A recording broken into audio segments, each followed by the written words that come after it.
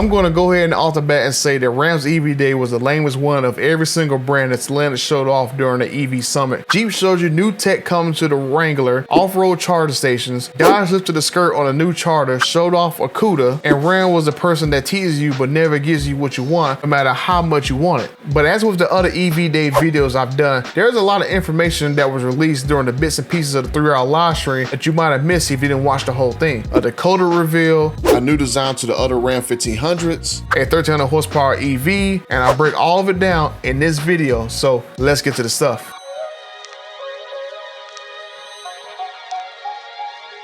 Let's go ahead and name all these vehicles. From the left to the right, we had the Ram 1500, the Promaster, the Dakota, the Promaster City, and lastly, a 2500 Ram Heavy Duty. And I'll start with the only new vehicle under the sheets, the Dakota. I previously said in this video about the Dakota a month ago, the reasons why the Dakota was delayed and why it would not be called the Dakota. So I'll link that video for you right here for you to check out. But Stellantis has confirmed that a new midsize truck will be coming and it will not be called the Dakota. They refused to say the Dakota name even though we know there was a mule that existed earlier this year. Now I looked over their trademarks recently and did not see anything that would fit with a midsize truck name. So we will see a new trademark get filed in the next couple of years for wherever this midsize truck will be. Other details we know is that there will be an EV midsize truck. It will come to the market by 2026. It will be on a sell a large platform like the Dodge Hornet and not to sell a frame platform with the Ram 1500 and the Grand Wagoneer. Another thing to note is that the truck looks to be a unibody like the Ford Maverick, the Honda Ridgeline, and the Hyundai Santa Fe Cruise. Next up on the list, I'll do the Promaster and the Promaster City version. Now I'll be quick with this one. The Promaster will be the first EV, but only because they're just bringing over the already existing electric drivetrain that they use for vans over in Europe. Also, there will be fuel cell versions of these vans coming by the end of the year. And that's it for Promaster. Just like I told you, it will be quick.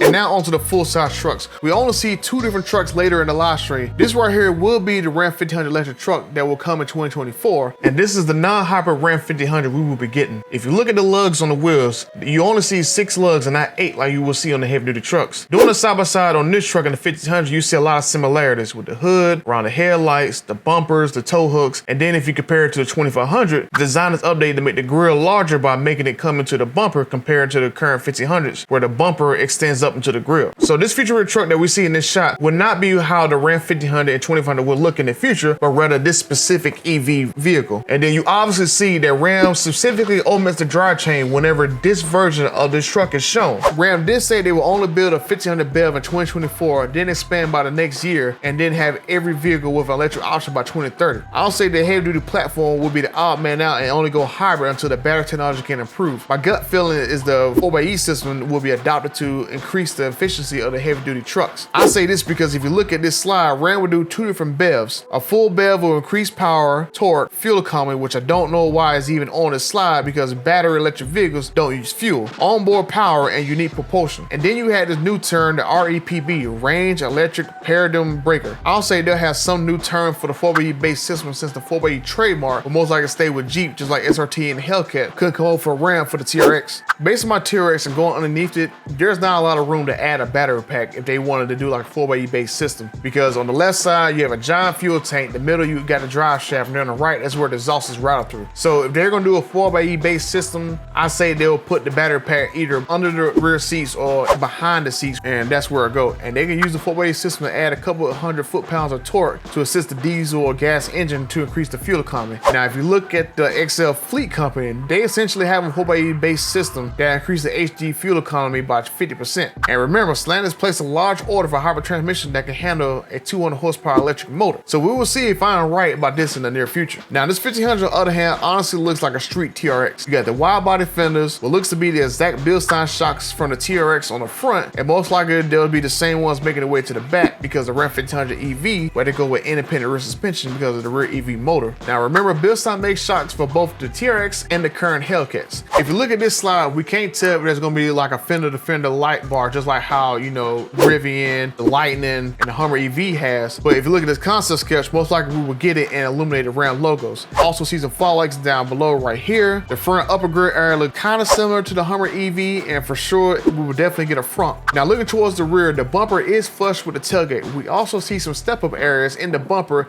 that looks pretty similar to what I had in my old Chevy Avalanche. If you look up to the taillights, like we're going to light bar, kind of similar to what we see on the current Durango and the current Charger. Now, as for the tech, all we get is a glimpse on this slide right here. Most of them are pretty obvious, but let me talk about some notable ones. The onboard power will be similar to Ford's onboard generator, where you can power tools to take advantage of the battery pack. Improve NVH's noise, vibration, and harshness. The truck will be quieter because there is no engine, which will suck because I love the noise, vibration, and harshness of my Hellcat powered TRX.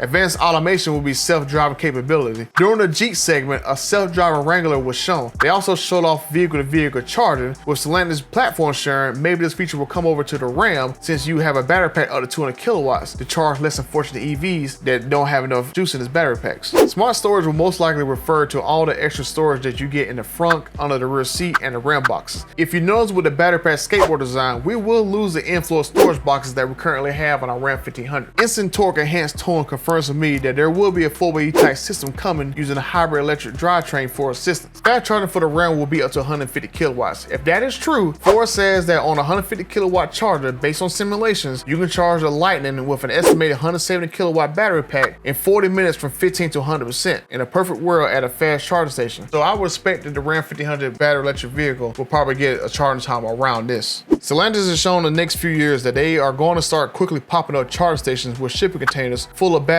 to ease the burden of drawing power from the electric grid. Now I'm going to say it's going to look very goofy if they actually put these storage containers at the end of the charging sites, which they're kind of like bootleg Tesla power walls or power packs or whatever you call them. Now, after this slide, there's one thing I gotta call out. The Ram CEO says that with full knowledge of what our customers are doing, we will surpass their offerings and we aren't following in their footsteps. But pretty much everything I talked about, another company has announced they will have the market before Ram does. I mean, it's easy to surpass everyone when you're the last person in line. When the Raptor has been out for years, then the TRX comes out. Ford switches to V6 turbocharged engines, and then we get rumors of an inline 6 turbocharged engine. Lightning, R1T, Hummer EV, Cybertruck, and then Ram finally announces the Ram EV, but hides all the specs for it. Now I know people are going to say that I'm hating, but I don't like the whole our customers are open for electrification and all this before much made us do it. I talk to hundreds if not thousands of people a week on YouTube, the forums, Facebook groups, Messenger, Instagram, and everyone consistently tells me if they want a Ram, they want a 392 version of the Ram. I mean, who cares if they lose some payload and towing? The TRX can't tow much and has crap payload and people are paying the wazoo for it. I don't get how we can get Ram EVs shoved down our throats, but then they can put a 392 in a Wrangler but not a pickup truck. Just saying. I'm not gonna draw the video out about all the horsepower numbers that we can see from the EVs. I've already done that in the Dodge EV video, so if you want to check out all the possibilities that we can have, I'll put a link right here and you go check it out for yourself. But I'm just going to say for this video that we can see horsepower numbers as low as 400 horsepower for a dual motor vehicle, all the way up to 1,326 horsepower for a tri-motor, like I said in the Dodge video. Now Ram will have to do a tri-motor because Stellantis' most powerful electric motor that they're going to have is going to have an output of 442 horsepower. So Ram will have to compete against the tri-motor Cybertruck and the tri-motor Hummer EV, which both have a 0 to 60 around 3 seconds. As I said in the Dodge video, Stellantis could do a quad motor, go crazy, and have a 1,768 horsepower EV. Now the Rivian R1T is a quad motor and do a tank turn. These are peak horsepower numbers that I'm talking about right here, and Ram could just detune the trucks with software to get them down to lower levels. So you can have, for example, the same powertrain in the Rebel and the TRX, but Ram can unlock maybe a couple hundred horsepower for the TRX, or maybe unlock a few mile of range if they do a software lock, just like Tesla does. Not saying Stellantis would do this, but I'm just putting it out there. As far as battery packs, these trucks will get between 159 kilowatts for the base EV to a little over 200 kilowatt. To put that in perspective, the Tesla Model X Plaid has a 1,000 kilowatt hour battery pack with 340 mile range and weighs about 5,300 pounds. The Rivian R1T comes with a 135 kilowatt battery pack with 300 mile range and weighs about 5,900 pounds. And the Hummer EV will have a 200 kilowatt hour battery pack for around 350 miles of range at an absurd weight of 9,000 pounds. The current Ram TRX weighs about 6,400 pounds, so I add about a good 500 pounds, and I guess that this new EV will weigh probably around 7,000 pounds. As far as 0 to 60, the Hummer EV will allegedly do in about 3 seconds. Cybertruck says 2.9 seconds, and the Model X Plaid says 2.5, but I don't really believe it's 2.5 because Tesla cheats by subtracting rollout on the Plaid models and not doing it on the long range models. So I expect this Ram EV to probably be around the same ballpark, maybe 2.7, 2.8. And if they do that, that means they'll be the fastest Ram pickup truck over the TRX. But at least my TRX sounds a lot better than what this Ram truck's gonna be. Hopefully they won't have the little noisy motor like Dodge is planning for their new EVs.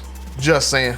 And that's all we know from Ram's EV Day. Not a lot of info if you only watch their segment, but during the live stream, it gives you a picture of what's coming. So that's gonna do it for this video, guys. Help a butter out by liking the video, subscribe to the channel. Until the next time, I'm out.